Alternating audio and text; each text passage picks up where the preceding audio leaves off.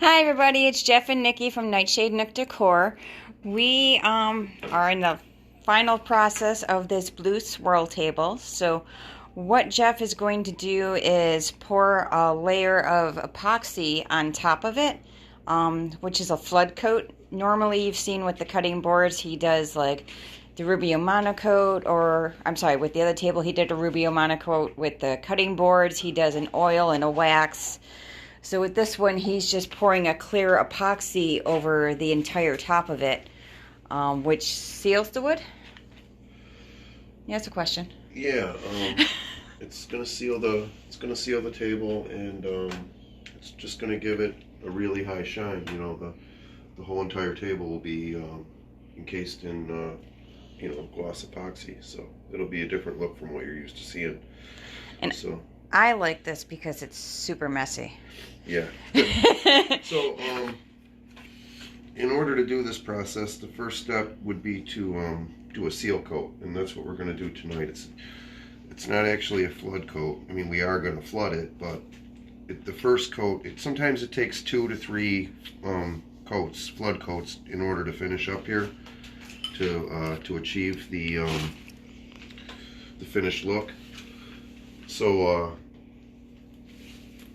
The first step of this would be to rub some of this epoxy into the sides.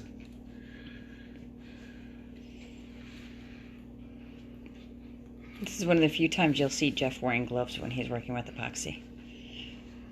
Just because it's super, super messy. And I'm excited to see what this table turns out. So, as you know, once he's done with the tables, once we've done the river pours, whether it's a table or a cutting board, coasters, trays, whatever, he sands them afterwards so that they have this dull look to them. And the coats that he puts on it, like I said, whether it's the oil, the Rubio monocoat, or the epoxy pour that he's going to do here, just kind of makes the colors all come back to life and pop. So I'm really excited to see what this table is going to look like when he's done.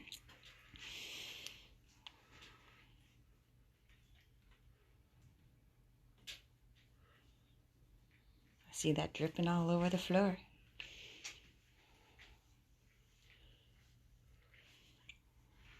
So you go around the sides first. Is that to kind of prevent it from all leaking over when you do the top pour? No, it'll still drip over. I just like to do the sides first. Okay, that's fair. It's sort of, in a way, kind of, see how it leaves that edge of epoxy around there? Okay.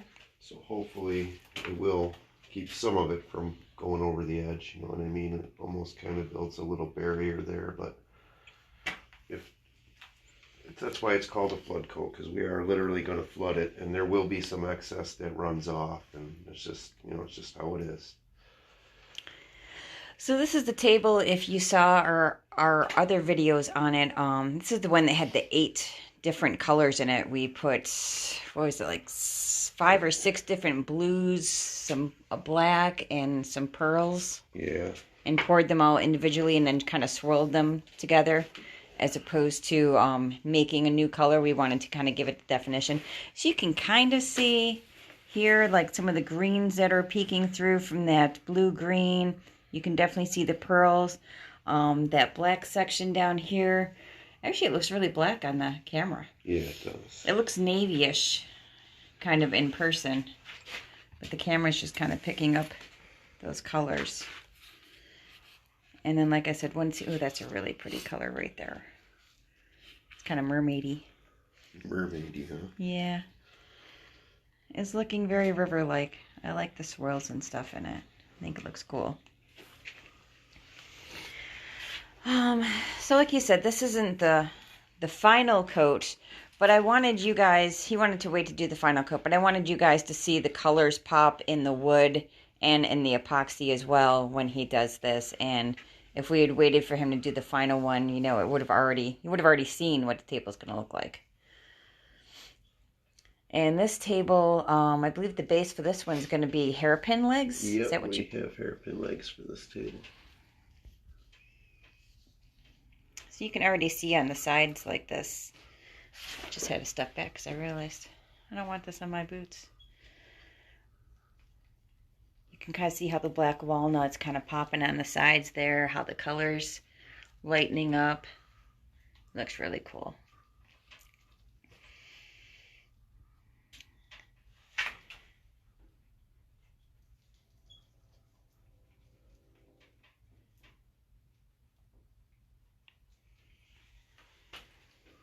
Can't wait to see what this table's going to look like. You want me to pick up your squeegee because you're all messy now? Yeah, actually I'm going to change out this glove. Okay.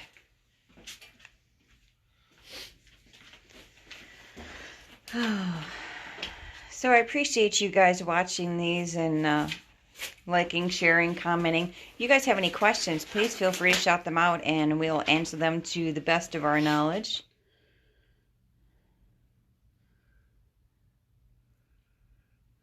So what he's doing now is just pouring the epoxy across the table, and then what he's going to do is take the little yellow squeegee thing that I picked up and just kind of move the epoxy across the table. This is the first black walnut we've done the full pour on, isn't it? Yeah. The Maria's table was a flood pour. It was, but hers wasn't black walnut, right? No, hers was oak. I was going to say hers we had stained a darker color before we did the pour. And hers came out really, really pretty. I like the way hers looked. Shouldn't say looked like it's dead. We can go visit it if we so desire.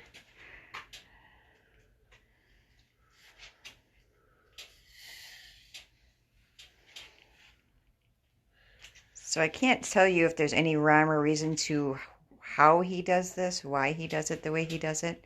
I think it's mostly just Jeff preference. So the idea is just to spread it around evenly. And again, this is just the seal coat. The whole idea for this coat is just to seal the wood grain.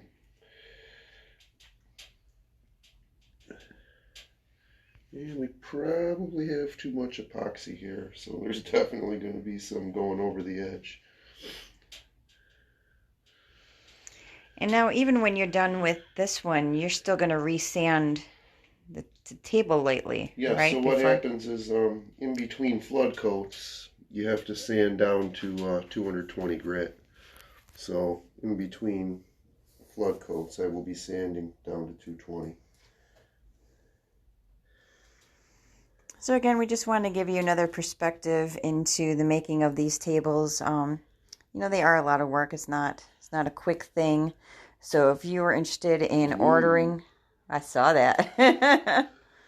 So if you're interested in ordering a table or a cutting board or something for someone, you know, we do need some notice for that. The cutting boards are probably a week. A table could be almost 2 weeks. It really kind of depends on where we are with things, how busy we are, and what other projects we have going on.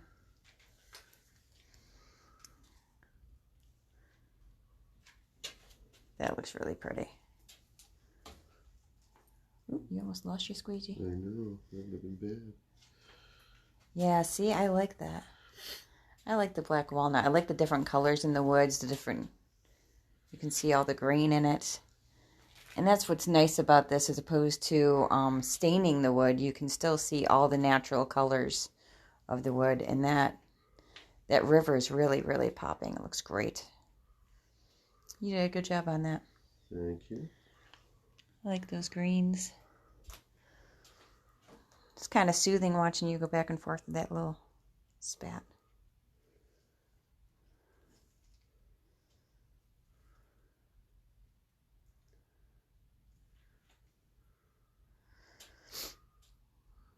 So as far as I know, this table might still be available. I don't think we have an offer. We've had a couple of people inquire about it, but I don't think anyone's actually said, yes, definitely this is going to be my table. So this one will probably be put at the shops on the ridge with the root beer table, if it's still up there. I'm assuming it is. I don't know. And don't forget, we also do, we've got our Christmas wreaths coming up. I'm actually going to post the rest of those tomorrow to our Etsy page. And then I'll notify you guys on Facebook once those are live. We're still waiting on our Facebook shop to be approved. I was unaware that it was a 4-week approval process, which just seems extreme to me. I'm not sure what kind of things Facebook does that they have to take 4 weeks to decide if they can open your shop or not.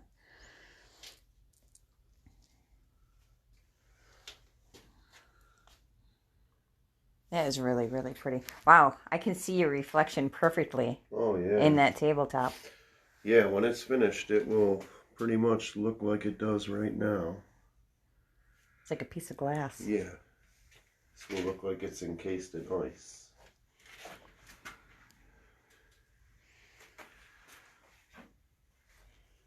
Now, do you remember what the measurements are in this table, roughly? Yeah, it's like 45 by 19.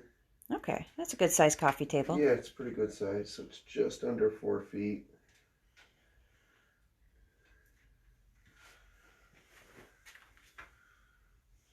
So this would be the second coffee table I think you guys seen us do. And the console table as well. We also have the orange cutting board too that we're going to oil. I mean, it's up to you guys if you guys want us to do another video on oiling boards. I feel like we've done a ton of videos on board oiling.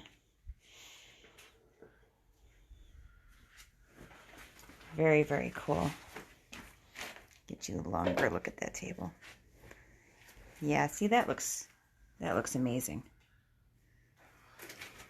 I love how you can see all the different colors in here, all the different blues and greens and the pearls and the blacks, which kind of look a little silvery here and there. So yes, and our shop light. Yeah. So the finished table will look, very much like this. Obviously, it's going to look a little deeper because it sometimes is 2 flood coats, sometimes it's 3. It all depends. It all depends on when I sand this one off, and I pour the next one if I'm happy or not. If I'm satisfied with it. If I'm satisfied with it, it may take 2. So far, I don't think I've ever done just 2. Usually, in the tables like this that I've poured, I always wound up doing 3 before when it was all said and done. So just like it's because Jeff's super fussy. Just like before, we have to go around and pop all the bubbles. Now, is this as an attentive process as it is when you do the rivers, as far as popping the bubbles? I mean, when we do the river pours, you're popping bubbles constantly, it seems like. Yeah, I will come back. In a few minutes, and there'll be a whole new set of bubbles. The reason this is called the seal coat is because there's air in the wood grain, and we have to seal the wood grain.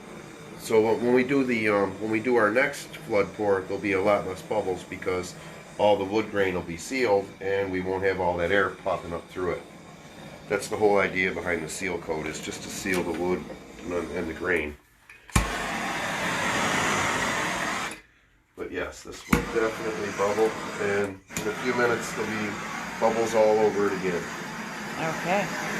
I'll have to keep coming back every 10-15 minutes just to make sure there's no bubbles.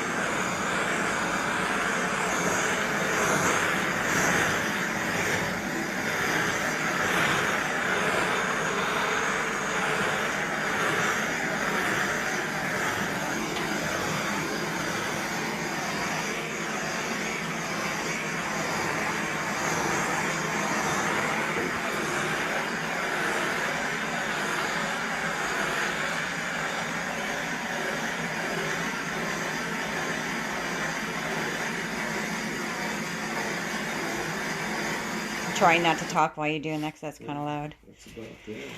Okay, well, I think that's about it for tonight, guys.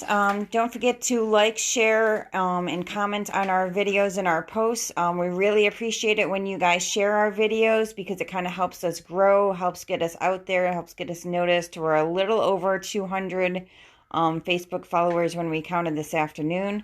So we want to just keep that number growing so that more people are aware of the things that we are doing and that we are here. You have anything else to add, hon? No, I'd say it's about it for Let's tonight. see another bubble. All right. Well, thank you for watching, guys. You have a great night. Talk to you later.